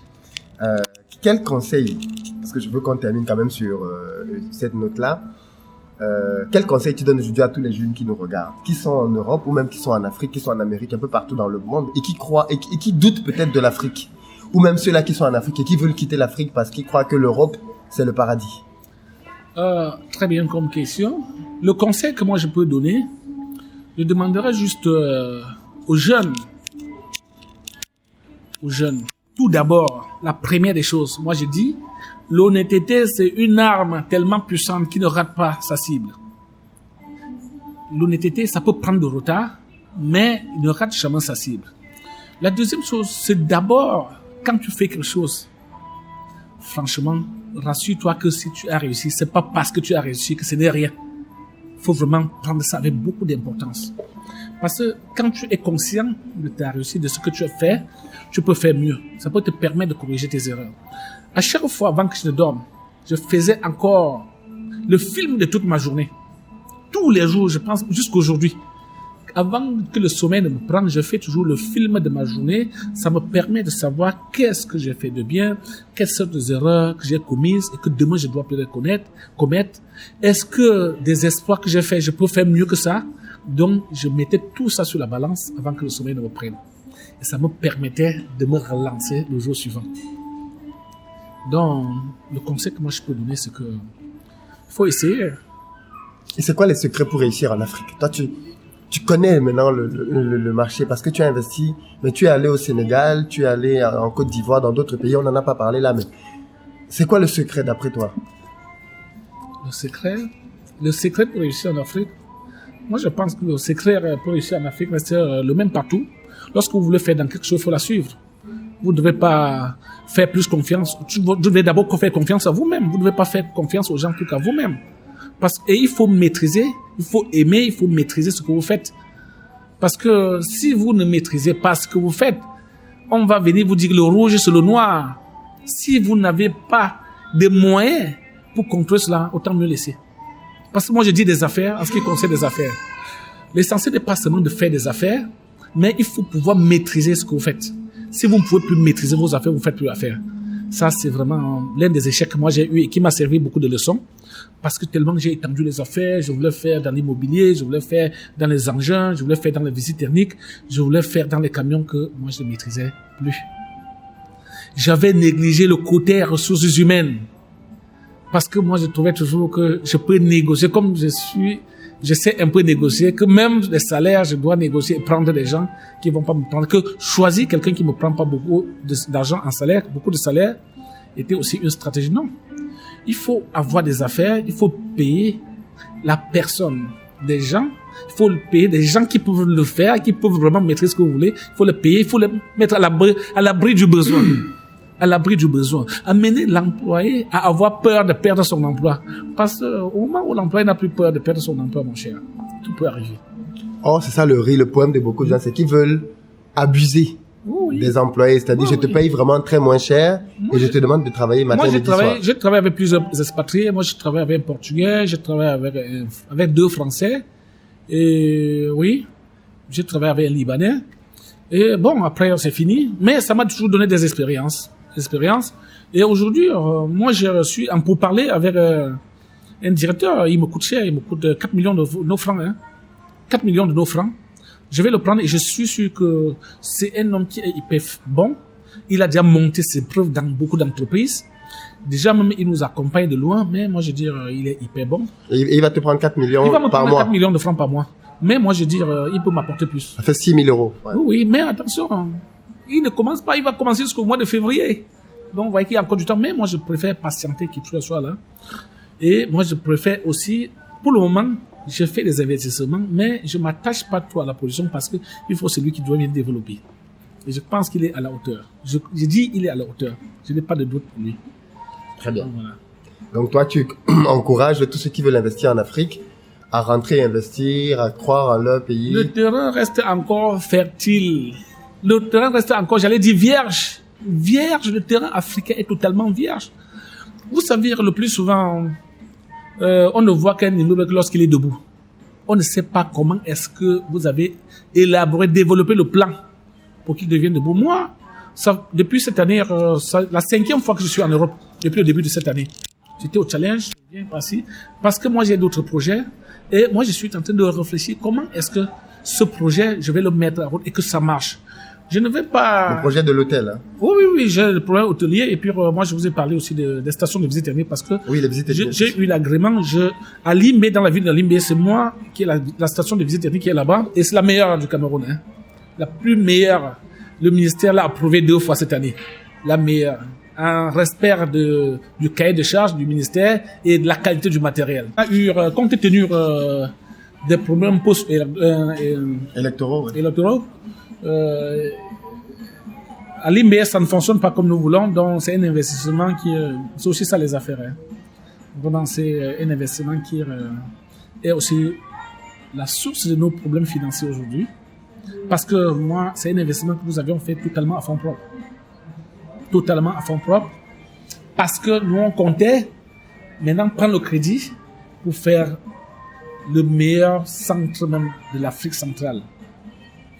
Dans la ville de Douala, puisque nous avions aussi un agrément là-bas.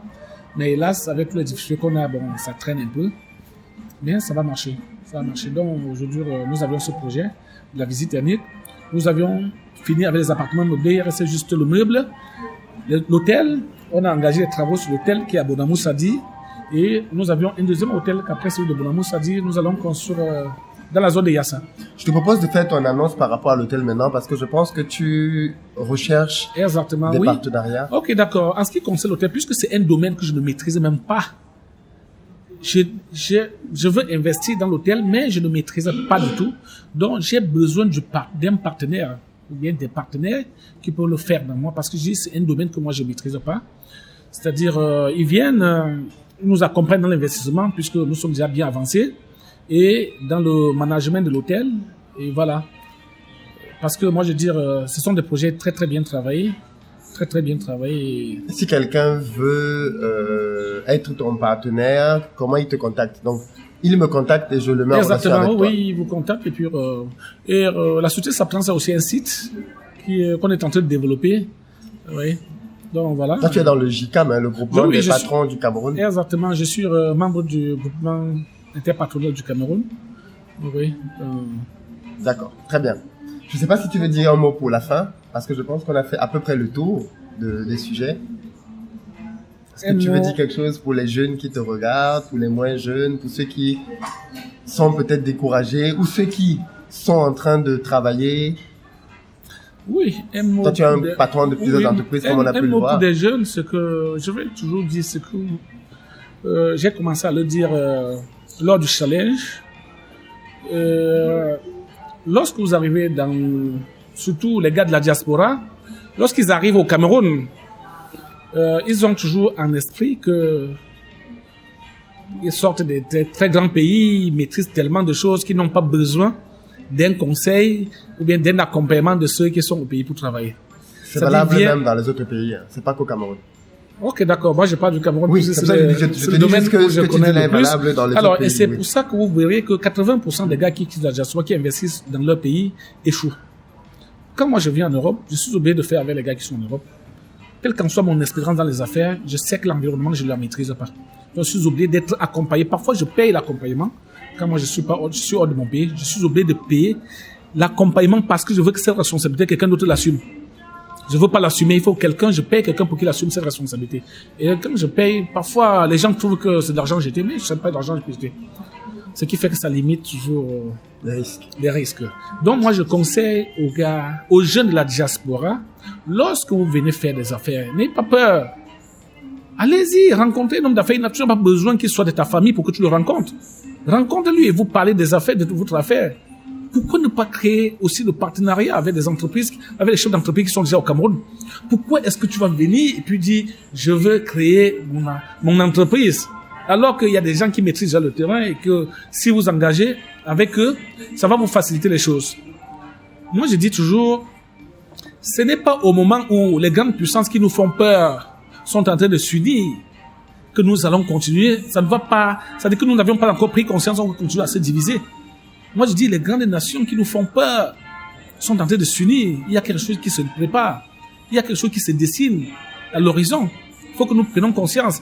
Il y a des grands groupes qui se mettent ensemble aujourd'hui pour devenir de plus en plus forts. Qu'est-ce que nous valons pour refuser de nous mettre ensemble? Moi, je pense aussi que pour un chef d'entreprise, tu ne peux pas être un malhonnête et gérer une entreprise pendant 2, 3, 4, 5 ans. Ça ne se fait pas. Tu payes le prix cash. Quand tu es malhonnête, tu payes cash le prix. Moi, quand je vois quelqu'un qui a réussi, franchement, je le respecte. Parce que je sais qu'on n'est pas primé au hasard. On n'est pas primé au hasard. Je n'ai pas besoin. Et aussi, investir, c'est risqué. Il n'y a pas de risque zéro. Pour un homme qui réfléchit, il sait que s'il t'abuse, demain, il ne sera plus avec toi. Et la vie ne s'arrête pas à ce niveau. On ne sait pas qu'est-ce que demain nous réserve. Donc, moi, je veux dire, comprenez qu'en Afrique, c'est vrai, les abus, parfois, c'est parce que c'est dans les familles qu'on croit que tout le monde est malhonnête. Tu ne peux pas venir, ton papa qui n'a jamais arrêté 1 million, il n'a jamais géré 1 million de francs, tu viens faire un investissement de 5 millions, tu lui dis de gérer, et quand il est chaud, tu dis qu'on t'a escroqué. On ne t'a pas escroqué, c'est toi qui as abusé ton parent. Mais c'est vrai, c'est toi qui as abusé ton parent. Hein? Alors, sur quoi est-ce que tu t'es basé pour lui donner cette confiance, pour lui donner la gestion de ces choses? Hein? Moi, je dis, c'est toi qui l'as détruit. Tu viens de ton frère ou ta soeur, tu lui dis de construire la maison. Est-ce qu'il a déjà construit une maison, mon cher? Quand tu viens lui donner 10, 15 millions, qui te construit une maison, est-ce qu'il a déjà construit une maison comme ça? Est-ce qu'il a déjà arrêté ce genre de, ce montant-là, entre ses mains? Hein? Alors, vous venez détruire les Africains, vous pensez que les Africains vous détruisent. Moi, je dis c'est le contraire. C'est vous qui nous détruisez. Hein? Donc, il faut que vous assumez cela. Je dis souvent ça en plus dans les vidéos que je fais sur comment tu choisis les gens avec qui tu vas travailler. J'ai déjà abordé cette notion-là. Ben écoute, franchement, c'est très riche. Moi, j'ai beaucoup appris en discutant avec toi. Je pense que tous ceux qui nous écoutent aussi ont beaucoup appris de ton expérience. Et ça, malheureusement, c'est quelque chose qui manque souvent. Les gens qui ont déjà ton vécu ne partagent pas beaucoup. Je pense que tu dois le constater toi-même aussi. Les Africains, je sais pas pourquoi, mais on a souvent tendance à ne pas partager les belles histoires. Quand quelqu'un a réussi, il cache. Est-ce que tu sais à quoi c'est dû? Ah, bon. Je peux pas chercher à savoir. Parce que moi, je dis toujours, pour moi, absolument rien n'est négatif. Parce que devant chaque situation, lorsque vous la prenez bien, elle devient positive. C'est vous qui décidez que votre situation soit négative. C'est vous-même qui décidez que votre situation soit négative. Sinon, il n'y a aucune situation négative. La situation négative n'existe pas. Donc, moi, je veux dire, pour ceux qui ne le font pas, moi, je sais pas. Mais pour moi, j'ai besoin du partenaire. Moi, je veux des partenaires pour construire mon hôtel. Si Philippe, vous me dites tout de suite que, alors, monsieur Sapo, je vous mets 500 millions en place. Moi, je vais vous dire, ok, d'accord, si vous mettez 500 millions en place, d'ici le mois de février au plus tard, le centre de visite technique va voir le jour, et mon hôtel va voir le jour, et mes appartements vont voir le jour, et puis, voilà, ça va commencer à produire. Vous allez mettre à quoi on va mettre une équipe de gestion là, et puis voilà, ça va nous apporter des fruits. Pourquoi est-ce que tu vas garder l'argent là? Parce que tu voudrais créer une entreprise qui porte ton nom. Parce que nous avions des conseils, on a des juristes, on a même la justice, même si c'est la justice des pays africains qui n'a pas compétence à gérer certaines choses. Moi, j'ai dit, il y a des justices internationales. Il y a des institutions internationales qui peuvent gérer ce genre de choses. Donc, moi, je dis, arrêtons nos peurs. On a peur pour rien. On a peur de rien. Pour celui qui sait ce qu'il veut, il n'a même pas besoin d'abuser. Il n'a pas besoin, parce que au-delà même de ça, mon cher, on le fait juste pour meubler notre vie. Parce que si vous voulez occuper ma place, là où je suis assis, vous allez d'abord libérer là où vous êtes assis. Si vous ne le savez pas. Si vous voulez occuper cette place, vous allez d'abord libérer l'autre là. Vous ne pouvez pas vous asseoir ici, vous asseoir là en même temps. Hein? C'est très sage. Ça. Oui, c'est clair. Donc, moi, je veux dire, essayons de faire comme les autres. C'est peut-être ça mon défaut, parce que moi, je me mesure à ceux qui ont réussi.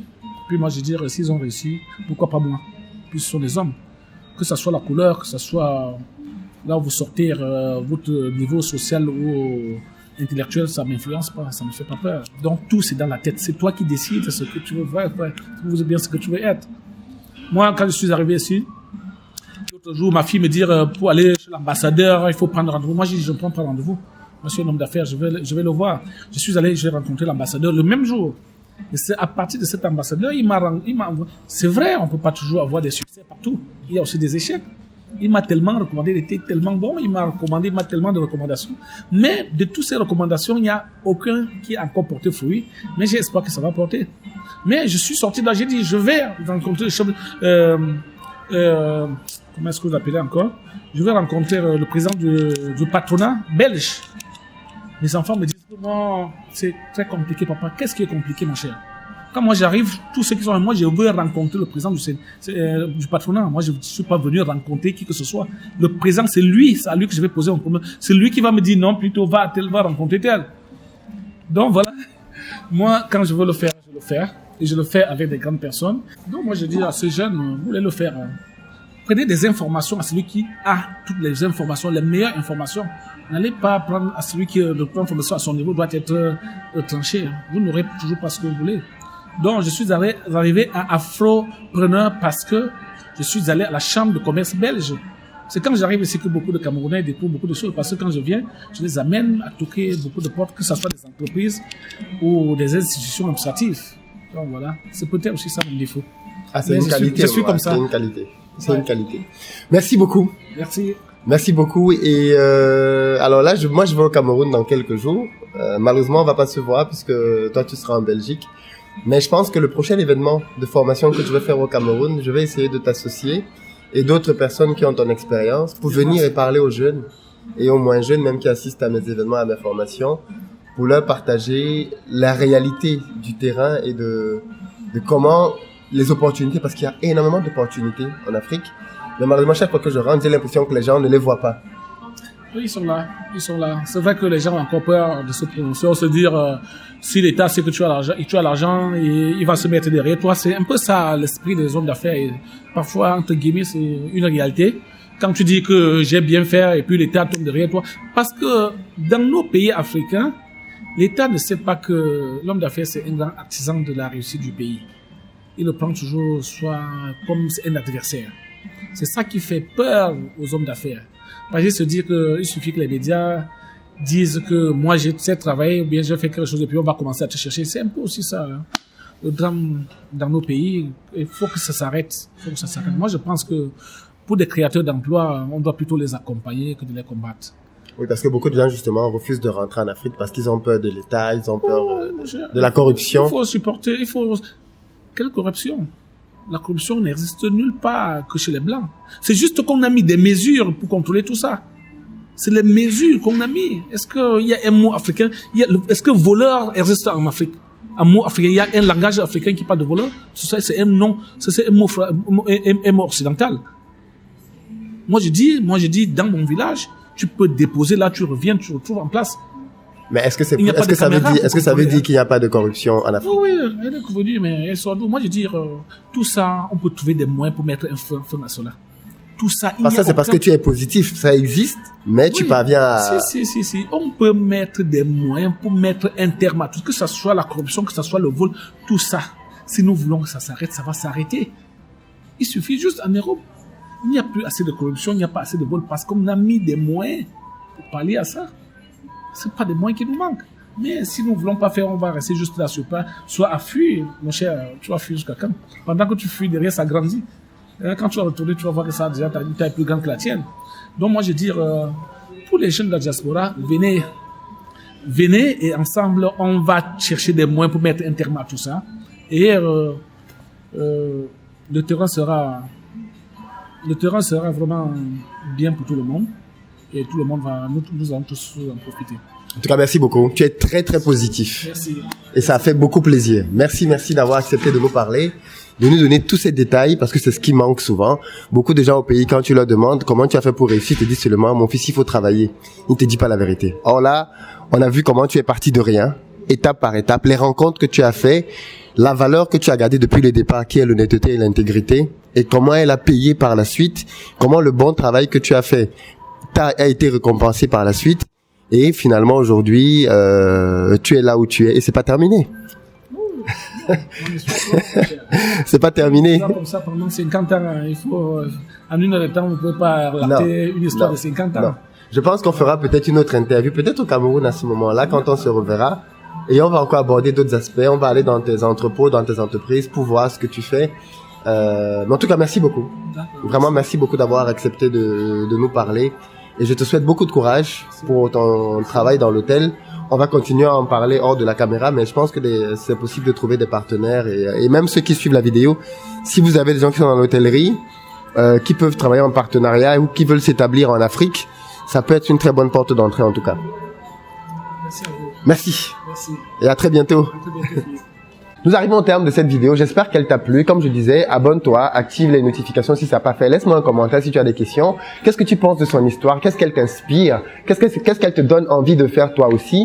On a parlé de différents secteurs, de différentes opportunités. Est-ce que tu as envie toi aussi de te lancer? Eh bien, écoute, on a parlé de différentes formations. Réserve une place. Viens et parlons business ensemble et créons nous-mêmes nos propres vies, nos propres rêves et rendons-les réalistes. Et comme j'aime souvent dire, arrêtons de rêver nos vies. Commençons plutôt à vivre nos rêves. Hasta la vista, soara.